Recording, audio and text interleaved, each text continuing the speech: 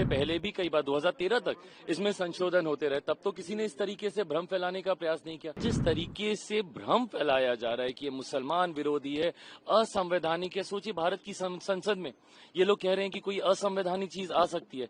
जो संशोधन हुआ है वो इसको और मजबूत करने की सोच के साथ किया गया। इस कमेटी में हर दल के सदस्य बैठे थे, मेरी पार्टी के सदस्य इसमें मौजूद थे, अरुण भारती जी। इसमें जो बदलाव किए गए हैं इस सोच के साथ किए गए हैं कि कैसे इसको और शक्तियां प्रदान की जाए। वक्फ बोर्ड में जो संपत्ति के ऊपर जितने भी डिस्प्यूट चल रहे हैं, क्या वो डिस्प्यूट कोई हिंदू और उसके बीच में चल रहा है? उसमें मुसलमान भी शामिल है भैया। वक्फ और मुसलमानों की संपत्ति के बीच में चल रहा है। ऐसे गरीब मुसलमान जिनकी संपत्ति को जबरन हथिया लिया गया है, वो कहां जाएंगे? उसमें तो क्लॉज में यहां तक भी कहा गया है कि सीमित विषयों के ऊपर मामला कोर्ट में जा सकता है। क्यों सीमित विषयों पर? अगर वो गरीब मुसलमान है, क्या वो कोर्ट में नहीं जा सकता?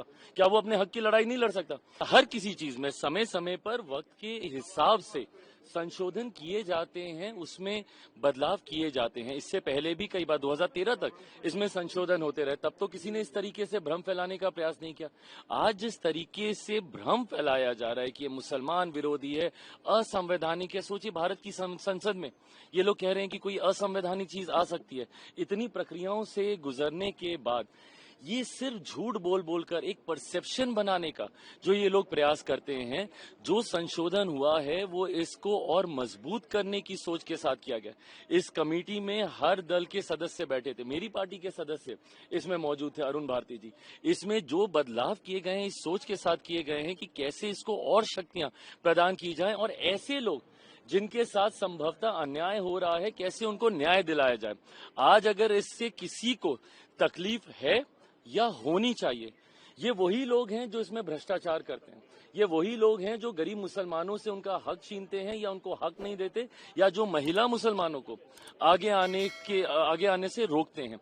उन लोगों को जरूर इन संशोधनों से तकलीफ होगी। आज की तारीख में जो सकारात्मक संशोधन किए गए, भाई शुरू में हम लोगों को भी इश्यूज थे।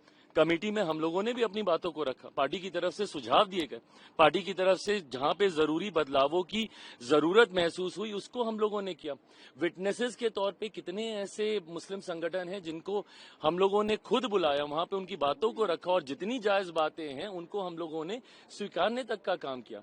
पर दिक्कत यह है कि विपक्ष जो भ्रम फैलाने का प्रयास करता है वो चाहते ही नहीं कि गरीब मुसलमान, जिसमें पसमंदा हो, अंसारी हो या महिला मुसलमान हो, जो लोग आगे आना चाहते हैं उनको ये लोग आगे आने से रोकते हैं। इससे पहले भी सीए के वक्त क्या हुआ था, यही भ्रम फैलाया गया था ना। देश भर में एक आगजनी का माहौल खड़ा कर दिया था। ये पुरानी संसद में मैंने खुद लोकसभा में खड़े होकर मैंने कहा था कि समय बताएगा आने वाले समय में कि भैया कौन से मुसलमान की नागरिकता छीन ली गई।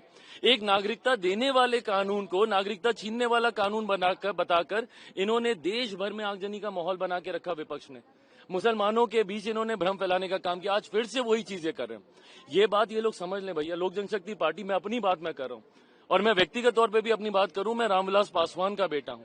उन्होंने अपनी पार्टी को खत्म कर दिया 2005 में कि एक मुसलमान मुख्यमंत्री बने। उस वक्त क्यों नहीं विपक्ष का कोई सामने आया? आज राजद के नेताओं को इतनी चिंता हो रही है, कांग्रेस के नेताओं को इतनी चिंता हो रही है, क्यों नहीं उस वक्त 2005 में बिहार में इन्होंने पहला मुस्लिम मुख्यमंत्री दे दिया? मेरे नेता ने अपनी पार्टी को खत्म कर दिया। जिसके पिता ने अपनी पार्टी को खत्म कर दिया, मुसलमानों के लिए उस पे तो उंगली उठाई जाती है, उससे नाराजगी भी जताई जाती है। आदर्श मदनी साहब, ये तमाम तरीके के जो ऐसे लोग हैं, ये लोग मुझसे नाराजगी जता रहे हैं, पर संरक्षण किसका कर रहे हैं? जिनके बारे में 2006 सच्चर कमेटी की रिपोर्ट कहती है कि मुसलमानों के हालात क्या है देश में। कौन था 2006 से पहले? कांग्रेस समर्थित सरकार है केंद्र में। बिहार में कौन था? राजद की सरकार थी निरंतरता में 15 साल तक, 90 के दशक से लेकर 2005 तक। तो मुसलमानों के हालात खराब किए तो किसने किए? इन लोगों ने किए कि हम लोगों ने किए? और आज आप हमसे सवाल उठा रहे हैं, हमसे नाराजगी। जो विपक्ष आपको भ्रमित कर रहा है, जो आगजनी का माहौल बना रहा है, सीए को लेकर देश भर को इन्होंने जलाने का काम किया, किसकी नागरिकता छीन ली गई, आज वही भ्रम फैला रहे हैं। क्यों? क्योंकि लोग चाहते नहीं है कि जो कमजोर मुसलमान है, जो गरीब मुसलमान है या महिला मुसलमान है, उनको आप आगे आने दें। अपना आधिपत्य जता के रखना चाहते हैं कुछ मुसलमान ऐसे जो कि चाहते ही नहीं। आज मुझे बताइए, क्या वक्फ बोर्ड में जो संपत्ति के ऊपर जितने भी डिस्प्यूट चल रहे हैं, क्या वो डिस्प्यूट कोई हिंदू और उसके बीच में चल रहा है? उसमें मुसलमान भी शामिल है भैया। वक्फ और मुसलमानों की संपत्ति के बीच में चल रहा है। ऐसे गरीब मुसलमान जिनकी संपत्ति को जबरन हथिया लिया गया है, वो कहां जाएंगे? उसमें तो क्लॉज में यहां तक भी कहा गया है कि सीमित विषयों के ऊपर मामला कोर्ट में जा सकता है। क्यों सीमित विषयों पर? अगर वो गरीब मुसलमान है, क्या वो कोर्ट में नहीं जा सकता? क्या वो अपने हक की लड़ाई नहीं लड़ सकता? तो ये लोग सिर्फ बंटवारे की राजनीति करके भ्रमित करने का कार्य कर रहे हैं। हकीकत में जो संशोधन हुए हैं, सकारात्मक संशोधन हुए हैं, पारदर्शिता लाने की सोच के साथ ये संशोधन किए गए हैं।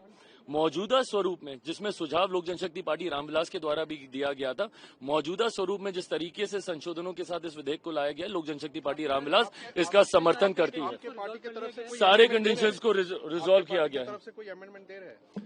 ये अब सदन के पटल पे किया जाएगा, वहां पे रखा जाएगा। But most of the suggestion that was given by my party is been accepted. जो हमारे कंडीशंस थे उनको भी रिजॉल्व किया गया है। लोक जनशक्ति पार्टी रामविलास इसका समर्थन कर रही है।